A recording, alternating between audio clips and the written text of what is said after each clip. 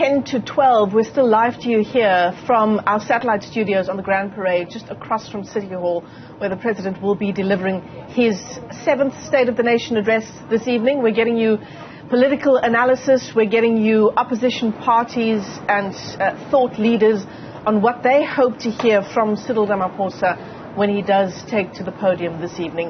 One of those people weighing in is our Justice Minister, Ronald Lamola, who joins us here in our studio. Minister, it's great to have you here with us.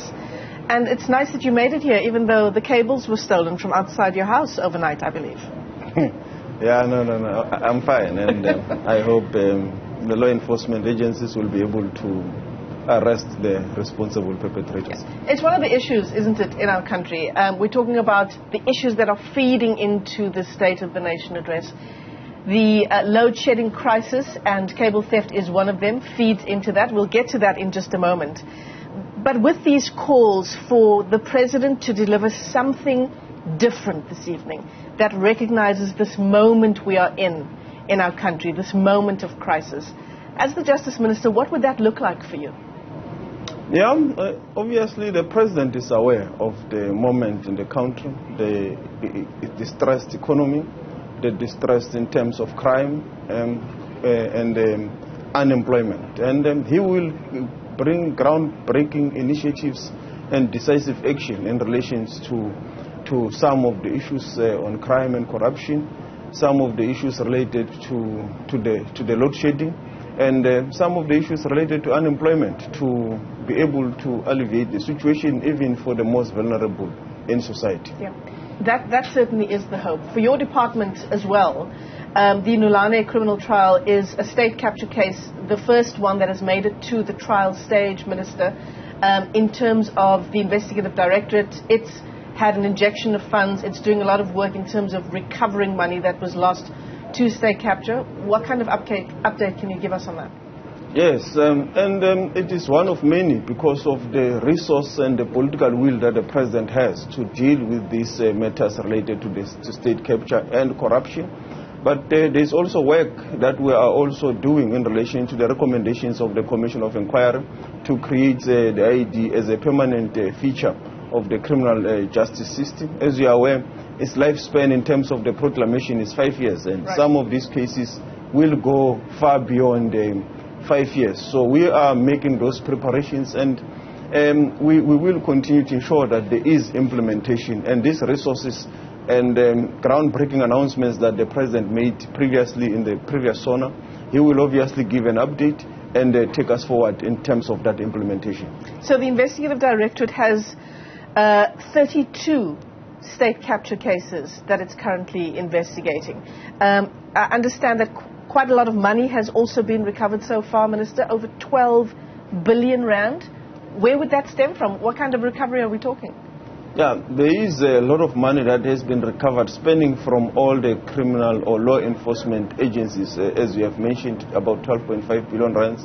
You will know the ones related to the ESCOM, recoveries, Transnet, and also some of the matters that came through Bain and so forth. So there is a lot of resources that came through some of these cases, and those resources will obviously have to be invested wisely to respond to the criminal justice challenges and the situation. And we believe that with that work, these institutions can be able to grow and have laid a very clear foundation to stand on their own and be able to withstand any scrutiny.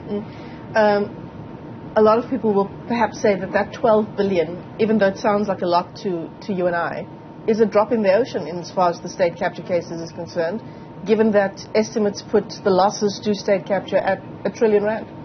Yeah, you take a journey by taking a few steps, and already a foundation has been laid. Not long ago, you guys and the public were saying there's nothing happening. Now that something is happening, you can't say it's too little. You at least say there is work and there's a foundation that has been laid. Baby steps are being taken, but with more resources, I believe more bolder actions and movement will be seen in the space, as they have said themselves that there's still a lot of cases that will be enrolled. which are in the pipeline, and we are providing the resources to be able to do their job. Do we have the expert forensic know-how, knowledge? Do we have the forensic expertise within our ranks to prosecute state capture crimes more swiftly? The country has, and that is for that reason that we have got these collaborative efforts and guidelines of how the NPA and the ID can be able to tap into the resources that are there in the private sector. You and me know that they do have some of the expertise in terms of forensic accountants, digital experience, forensic IT experience, money laundering expertise, because these matters transverse jurisdictions from Hong Kong, London, the UK, and so forth. So you need all the type of expertise that you can have.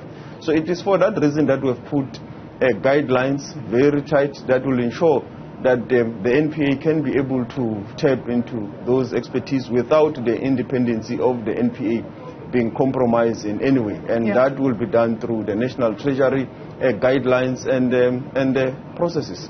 Minister, while we have you here, can you give us an update on the extradition process insofar as the Gupta brothers are concerned? Yes, we have complied with everything that we're supposed to comply with in terms of the treaty that is signed between the UAE and the Republic of South Africa. What we are waiting for as we speak now is the date of the court where the matter will be heard and the court decide whether they are extraditable to South Africa or not, and therefore a decision will be taken by the executive there.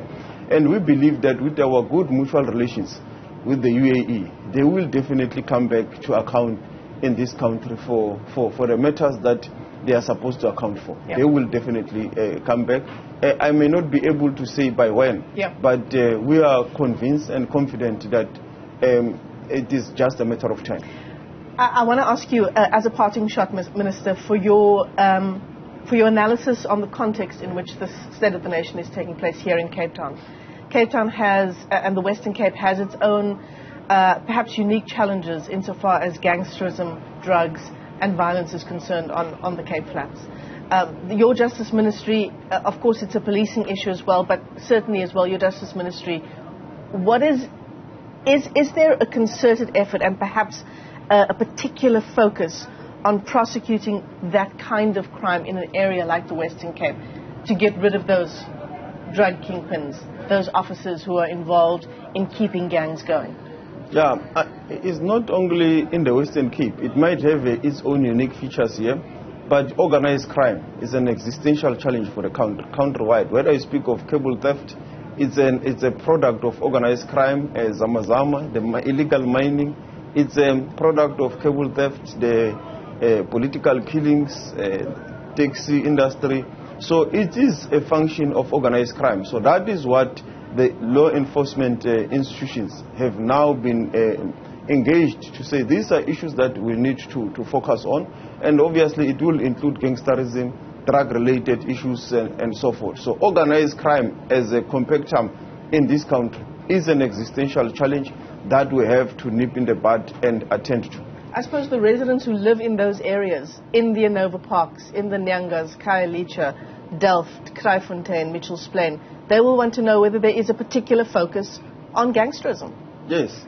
Organized crime, which includes gangsterism, there is a particular focus that our law enforcement agencies have to deal with. Because when you deal with gangsterism, as I've said, and in any other aspect, you are dealing with organized crime. It's the same type of pattern when you deal with the rest of the matters. And it is a matter of priority because drugs are ravaging our communities here and across the country.